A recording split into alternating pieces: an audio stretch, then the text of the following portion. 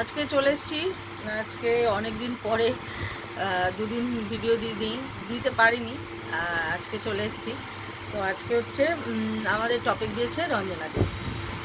তো আজকে যেটা টপিক সেটা হচ্ছে বিদ্রোহ কাকে বলে টের পেয়েছি নিজের জীবনে। বিদ্রোহ কাকে বলে টের পেয়েছি নিজের জীবনে। করেছি কখনো বিদ্রোহ?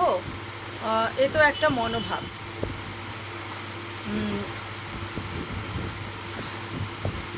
হ্যাঁ, তো বিদ্রোহ কাকে বলে টের পেয়েছি নিজের জীবনে। হ্যাঁ, এখন আমরা দেখতে পাচ্ছি সত্যি মানে সারা পৃথিবী জুড়ে একটা বিদ্রোহ চলছে, কিন্তু মানুষের আমার মধ্যেও মানুষের কার কী হয়েছে সেটা সবাই শেয়ার করবে।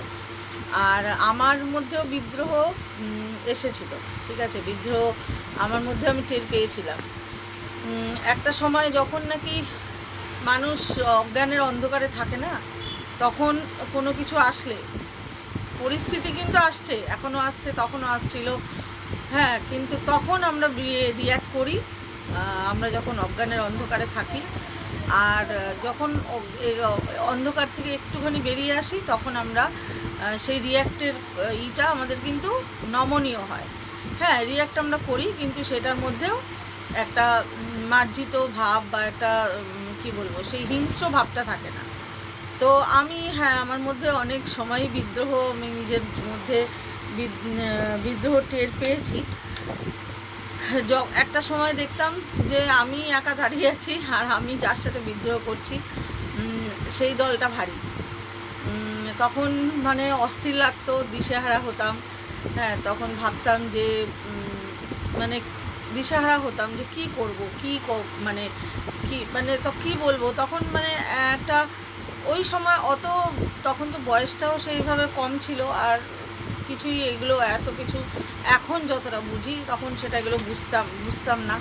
তখনও জানিনি এত কিছু, ঈশ্বরের এত কিছু, যা কিছু আমার মধ্যে রাগ হোক সেগুলো যে আমারই ক্ষতি, বা কেউ যদি অন্যায় করে তার উপরে মানে অ্যাটাক করা, সেটা কিন্তু আমারই কর্মের, মানে ওটা খারাপ কর্ম, এগুলো তো বুঝতাম না।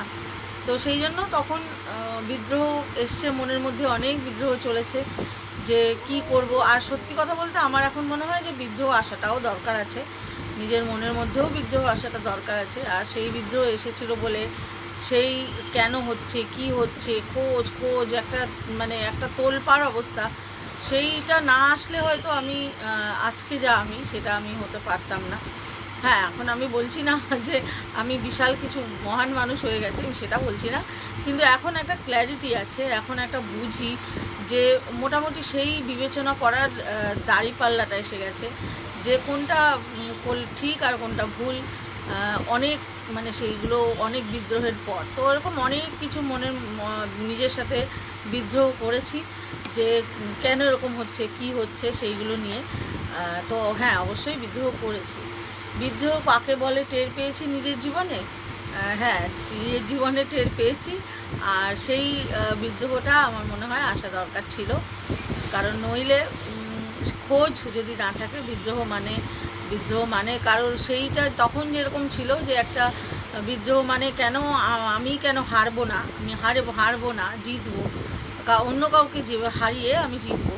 কিন্তু সেইটা তখন যেরকম ছিল সেইটার দেখাটা, সেই তখনের দেখা এখনের দেখার ধরনটা পাল্টেছে।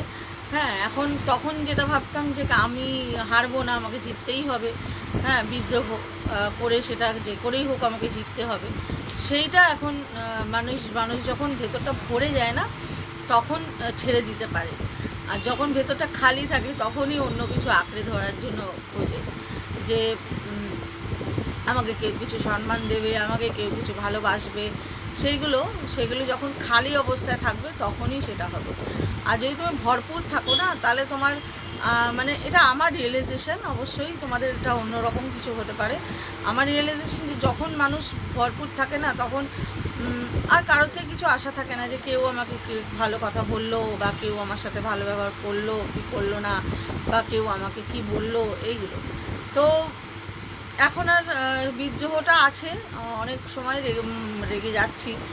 হ্যাঁ, এখন যেগুলো হচ্ছে সেগুলোর জন্য অনেক সময় রেগে যাচ্ছি, কিন্তু তারপরেও আবার নিজেকে বোঝাতেই হয়, শান্ত হতেই হয় যে ঠিক আছে, এটাই জানি, এটাই এখন এই সময় এটাই হওয়ার ছিল, সেই জন্যই এটাই হচ্ছে। অ্যাকসেপ্টেন্স, জীবনের সাথে সাথে অ্যাকসেপ্টেন্স করে নিতে অনেক শিখছি। তো হ্যাঁ, অবশ্যই বিদ্রোহ এসেছিল, অনেকবার এসেছিল, অনেক যুদ্ধ মানে লড়াই করেছি, কিন্তু এখন ভাবি যে কোনো দরকার ছিল না ওই সময় ওইটা, ওই সময় ওইভাবে মানে দেখার ভঙ্গিমাটা আলাদা ছিল। তবে হ্যাঁ, যেটা হয়েছে ঠিকই হয়েছে, কারণ সেই বিদ্রোহ চলেছিল বলেই হয়তো আজকে নিজেকে জানতে পেরেছি, পুরোটা না হলেও কিছুটা জানতে পেরেছি।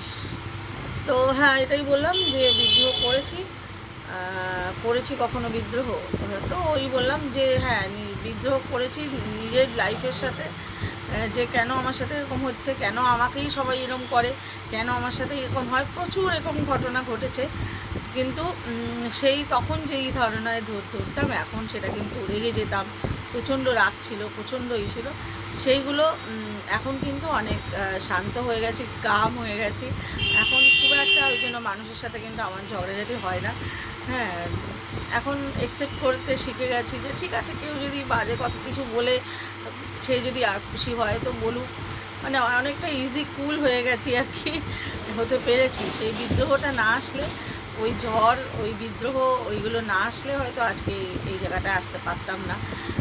তো সেটাও ভালো ছিল, যা হয়েছে ভালোই হয়েছে, এটাই বলবো যে হ্যাঁ, বিদ্রোহ কাকে বলে টের পেয়েছি। অনেক সময়ই ভাবতাম যে কেন এরকম মনের মধ্যে যে বিদ্রোহ, যে কেন কেন আমার সাথে এরকম হলো, কেন আমার সাথে এরকম হলো, কেন সবসময় আমার সাথে এরকম হয়, কেন আমি মানে এরকম অনেক কেনর উত্তর, যেগুলো তখন ছিল না, বা তখন বিপরীত যার প্রতি বিদ্রোহ ছিল তার প্রতি একটা রাগ একটা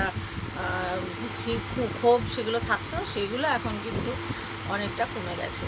এখন আর সেই রাগ ক্ষোভ একেবারে নেই বলবো না, কিন্তু আছে, কমেছে, এটাই বলতে পারি। যে এখন জানি, তবুও জানি যে এখন যে ওটা কিন্তু আমি নিজেরই ক্ষতি করছি। তো সেই জন্য এখন আর ওই রাগ ক্ষোভ অনেক শান্ত হয়ে গেছে।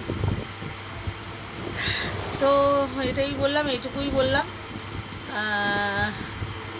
তো আজকে কালকে 2-3 দিন হয়তো আসতে পারবো না, তার জন্য দুঃখিত, আসতে পারবো না হয়তো, জানি না পারবো কি পারবো না। একটু ঘুরতে যাচ্ছি আমরা, ওই আসলে এই প্ল্যানটা আমাদের অনেক দিন আগে থেকেই করা, নইলে এরকম একটা সময়ে মন হয়তো সেইভাবে মানে দিচ্ছে না, ঘুরতে যাওয়ার সেই আনন্দ হয়তো আসছে না।